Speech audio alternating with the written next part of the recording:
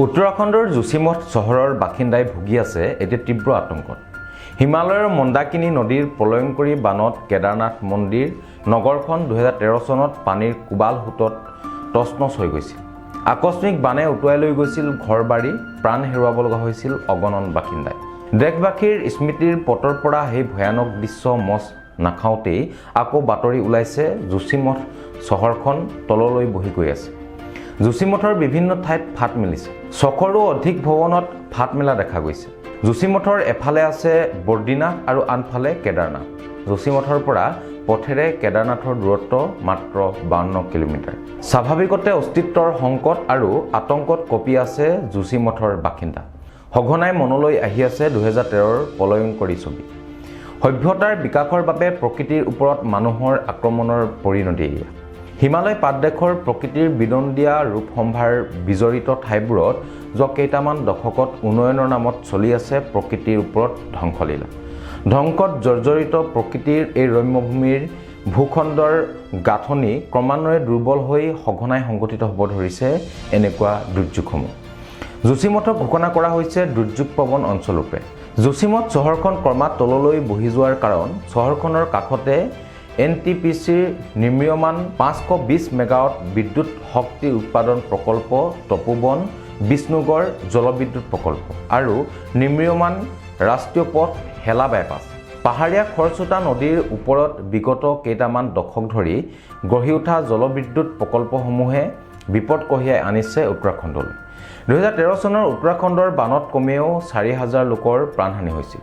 সেই বানৰো কাৰণ আছিল মানৱসৃষ্ট অপৰিকল্পিত নিৰ্মাণ। অকল তপোবন বিষ্ণুগড় জলবিদ্যুৎ প্ৰকল্পই নহয়, নিৰ্মীয়মান আন 6টা প্ৰকল্পই উত্তৰকাশী। নাইনিতালৰ দৰে চহৰৰ বিপৰ্যয় হ'ব পাৰে বুলি ইতিপূৰ্বে বিশেষজ্ঞসকলে সকীয়াই দিছে। নিৰ্মাণৰ বাবে চৰকাৰে অনুমোদন কৰা 7টা জলবিদ্যুৎ প্ৰকল্পৰ 5টাই 2013 চনৰ বানত বিধ্বস্ত হৈ গৈছিল। কিন্তু তাৰ পিছতো জলবিদ্যুৎ প্ৰকল্পকেইটাৰ নিৰ্মাণৰ কাম অব্যাহত থকাটো আচৰিত কথা। 2019 চনৰ 25 ফেব্ৰুৱাৰীতে প্ৰধানমন্ত্ৰী মোদীৰ উপস্থিতিত অনুষ্ঠিত এক বৈঠকৰ সিদ্ধান্ত আছিল যে উত্তৰাখণ্ডত ভৱিষ্যতে গংগা আৰু ইয়াৰ উপনৈত কোনো জলবিদ্যুৎ প্ৰকল্প নিৰ্মাণত অনুমতি দিয়া নহয়। তপোবন বিষ্ণুগড়কে ধৰি 7টা প্ৰকল্পৰ নিৰ্মাণ চলাই যোৱাৰ অনুমতি দিয়াৰ কাৰণ দেখুৱাইছিল এই প্ৰকল্পকেইটাৰ কাম প্ৰায় সম্পূৰ্ণ হৈ গৈছে। প্ৰশ্ন হৈছে উত্তৰাখণ্ডৰ জনগণৰ আতংকৰ কাৰণ হৈ পৰা জলবিদ্যুৎ প্ৰকল্পসমূহৰ নিৰ্মাণ সম্পূৰ্ণ হ'ব দিয়া উচিত হৈছেনে? কেন্দ্ৰীয় চৰকাৰে এই 7টা প্ৰকল্পই নহয়, সৰ্বমুঠ 26টা জলবিদ্যুৎ প্ৰকল্পৰ নিৰ্মাণৰ কাম সম্পূৰ্ণ কৰাৰ বাবে উঠি পৰি লাগিছে। অথচ এই আটাইকেইটা প্ৰকল্পই যে উত্তৰাখণ্ডক ধ্বংস কৰি পেলাব পাৰে, বিখ্যাত পৰিৱেশবিদ হেমন্ত ধ্যানীৰ দৰে বিশেষজ্ঞই চৰকাৰক সকীয়াই থৈছে। হুমায়ুন বিশ্ববিদ্যালয়ৰ অধ্যাপক ডক্টৰ বাহাদুৰ সিং কটলিয়ালে 2টা দশক ধৰি চৰকাৰক সকীয়াই দি আছে যে অকল যোশীমঠেই নহয়, উত্তৰকাশী নাইনিতালৰ দৰে জনপূৰ্ণ চহৰো এদিন ভূ-সমাধি হ'ব।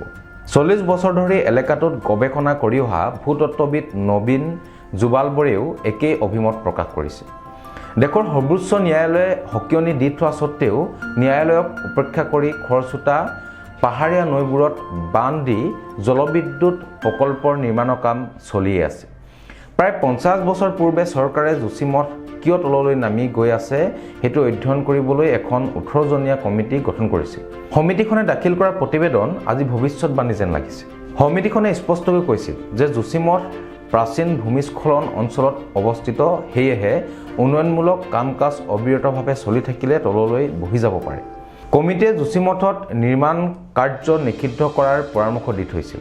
ইমান সকীয়নিকো আওকাণ কৰি হিমালয়ৰ পাদদেশত বসবাস কৰা বাসিন্দা আৰু ঐতিহ্যমণ্ডিত স্থানসমূহৰ বিপদ মাতি অনা উচিত হৈছেনে? আমাৰ অসমতো বিশেষজ্ঞৰ বিপদৰ সকীয়নি আৰু বাধাক উপেক্ষা কৰি নামনি সোৱণশিৰি প্ৰকল্পৰ কাম আগবঢ়োৱা হৈছে। প্ৰায় 2 বছৰত নামনি সোৱণশিৰি প্ৰকল্পৰ পাহাৰীয়া পানীৰ ঢলে সৃষ্টি কৰা ধ্বংসলীলা আমি দেখি আহিছোঁ। আধুনিক সভ্যতাত বিদ্যুৎ শক্তিৰ প্ৰয়োজনীয়তাক কোনেও অস্বীকাৰ নকৰে। সেয়েহে বিশেষজ্ঞৰ পৰামৰ্শ অনুসৰি বৃহৎ বান্ধৰ প্ৰকল্পৰ সলনি সৰু সৰু শক্তি উৎপাদনৰ প্ৰকল্পৰ কথাহে চিন্তা কৰা উচিত। প্ৰকৃতি ধ্বংস কৰি উন্নয়নৰ খাতিৰত প্ৰকৃতিক ব্যাঘাত জন্মাই বিশাল বিশাল পথ আৰু ৰেলপথ নিৰ্মাণ কৰা কাৰ্যই মানুহৰ বাবে প্ৰাকৃতিক দুৰ্যোগৰ বিপদ মতাহে হৈছে। কেদাৰনাথ, যোশীমঠ আদিৰ অভিজ্ঞতাৰ পৰা আমি শিক্ষা লোৱা উচিত। কংগ্ৰেছ চৰকাৰৰ সময়ত বিজেপি দলে সোৱণশিৰি বৃহৎ নদীবান্ধৰ বিৰোধিতা কৰি আজি শাসনত অহাৰ পিছত বৃহৎ নদীবান্ধৰ কাম কিয় দ্ৰুতগতিত আগবঢ়াই আছে, সেইটো এটা ডাঙৰ প্ৰশ্ন হৈ আছে। ছাত্ৰ সন্থা, কৃষক মুক্তিকে ধৰি জাতীয় দল সংগঠনসমূহ কিয় চুপচাপ হৈ আছে, সেই কথাও বুজিবলৈ টান হৈছে। আনহাতে দেশৰ বিত্তীয় প্ৰতিষ্ঠানসমূহে ৰাইজৰ জমাধনেৰে প্ৰকৃতিক ধ্বংস কৰি প্ৰাকৃতিক দুৰ্যোগৰ সম্ভাৱনা মাতি অনা বিপদসংকুল হিমালয়ৰ প্ৰকল্পসমূহত বিনিয়োগৰ প্ৰতি তীব্ৰ আগ্ৰহ দেখুওৱাটো আশ্চৰ্যজনক।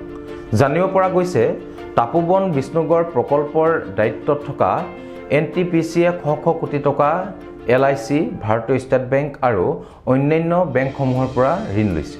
এতিয়া পুনৰ্বাসন আৰু জৰুৰীকালীন অৱস্থাৰ বিষয়ে বহু কথাই কোৱা হৈছে যদিও প্ৰশ্নটো ৰৈ গৈছে যে ইমান দিনে সতৰ্কবাণীক কিয় আওকাণ কৰা হৈছে। যোশীমঠৰ বিপদঘণ্টাই চৰকাৰ, বিত্তীয় প্ৰতিষ্ঠান আৰু সংশ্লিষ্ট সকলোকে সম্ভাৱ্য বিপদ সম্পৰ্কে সজাগ কৰিব পাৰিবনে নাই, সেইটো এতিয়া লক্ষণীয় বিষয় হৈ পৰিছে।